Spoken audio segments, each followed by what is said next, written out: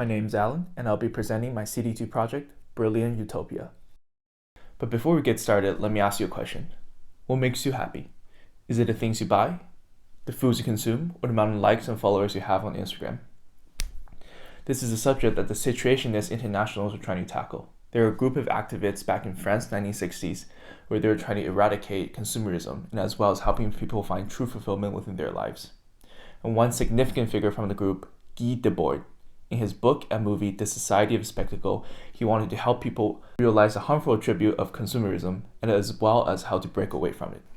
My contrasting theme is utopia. The idea of a perfect society directly contrasts with the society of consumerism, or in a way, a society of falsehood.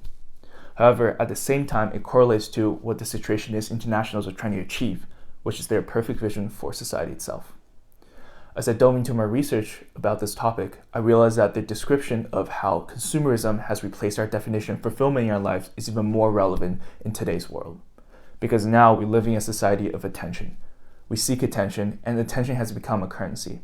For example, we go out of our ways to chase clout and acknowledgement from others, or to try to get as many likes and followers as we can on our social medias in order to feel satisfied and successful within our lives.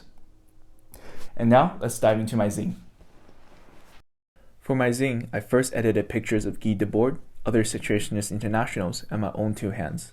Then I printed them out, ripped them by hand, scanned it back into the computer, edit, add colors, and incorporate them into the first half of my zine. A grid with paper texture was also used as the background. Courier New was chosen as a typeface to contrast the organic hand-ripped elements with something that is strict and ordered. I've used the same process to create my images for the contrasting theme of my zine. However, I use original image I created in my studio using a backdrop, styrofoam models, and dry ice.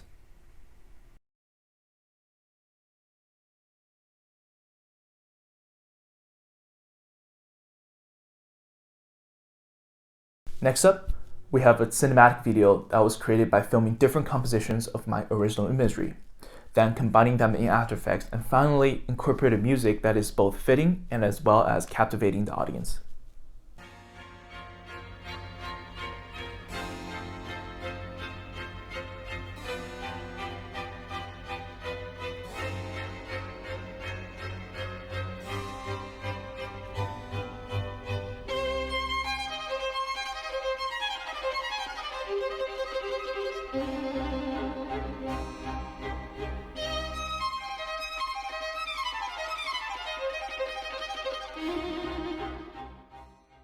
Next, we have two kinetic posters that were both done in After Effects.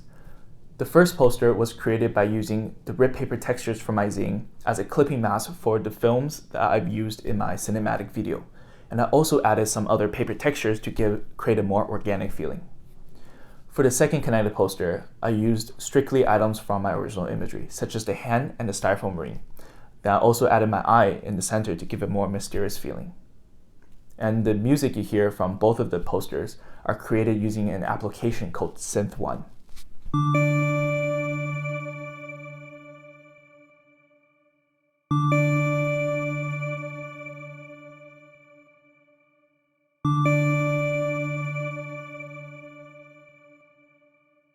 My first Spark AR filter consists of elements from my original imagery, such as spheres, architecture, human models, and a donut-shaped ring. The elements move and revolve around your face to create a three-dimensional feeling.